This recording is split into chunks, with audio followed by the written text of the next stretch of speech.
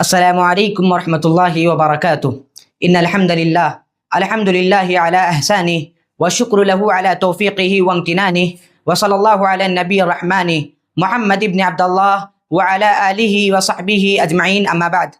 قال اللہ تبارک وتعالی فی القرآن المجید: فاعوذ باللہ من الشیطان الرجیم، بسم اللہ الرحمن الرحیم، فاسألوا اہل الذکر ان کنتم لا تعلمون۔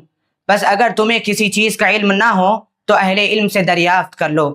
حاضرین گرامی، اس آیت کریمہ میں اللہ رب العالمین نے علم کو علماء سے جوڑ دیا اور یہ بتلایا کہ دینی علم علماء کے پاس پایا جاتا ہے۔ جب بھی کسی مسئلے کا علم نہ ہونا تو اہل علم سے پوچھ کر اپنے مسئلے کا جواب تلاش کر لینا۔ حاضرین گرامی، آج کے اس پرفتن دور میں ہر کوئی شخص اپنے آپ کو ایک عالم دین مانتا ہے۔ ہر کوئی یہ دعویٰ کر رہا ہے، علمی کتابی ہونے کا دعویٰ کر رہا ہے، اور کئی ایک لوگ نئے زمانے میں جدید وسائل آنے کے بعد یہ کہہ رہے ہیں کہ اب ہمیں علماء کی ضرورت نہیں رہی، ہم خود سے علم حاصل کر سکتے ہیں، خود سے استفادہ کر سکتے ہیں۔ اللہ کے بندوں، سچ ہے، آپ خود سے علم حاصل کر سکتے ہوں گے، لیکن اتنی بات یاد رکھو، علم حاصل کرنا کمال نہیں ہے، بلکہ علم حاصل کر کے صحیح اور غلط میں تمیز کرنا، صحیح اور غلط کے مفہوم کو سمجھنا، یہ کمال کہلاتا ہے۔ اور یہی کمال اللہ تعالیٰ نے ان علماء ربانیین کو دیا ہے، جس کی وجہ سے وہ آپ کی دنیا و آخرت کو سنوارتے ہیں۔ اللہ کے بندوں، دیکھو، ایک بات یاد رکھو، جب بھی آپ علم حاصل کرو نا، علماء سے اپنے آپ کو جوڑے رکھو۔ اگر آپ علماء کو حاصل کرنا چاہتے ہیں تو علم سے اپنے آپ کو جوڑے رکھو،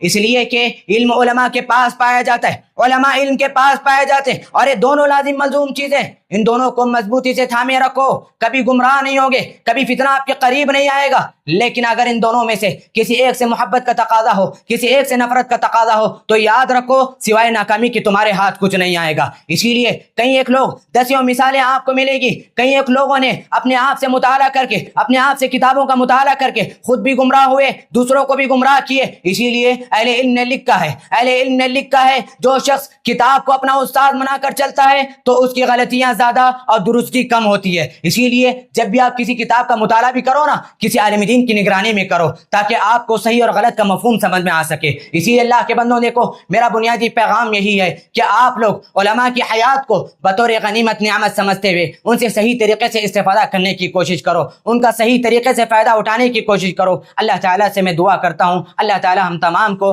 علماء سے صحیح طریقے سے استفادہ کرنے کی توفیق نصیب عطا فرمائے، آمین یا رب العالمین۔ وآخر دعوانا ان الحمد للہ رب العالمین، والسلام علیکم ورحمۃ اللہ وبرکاتہ۔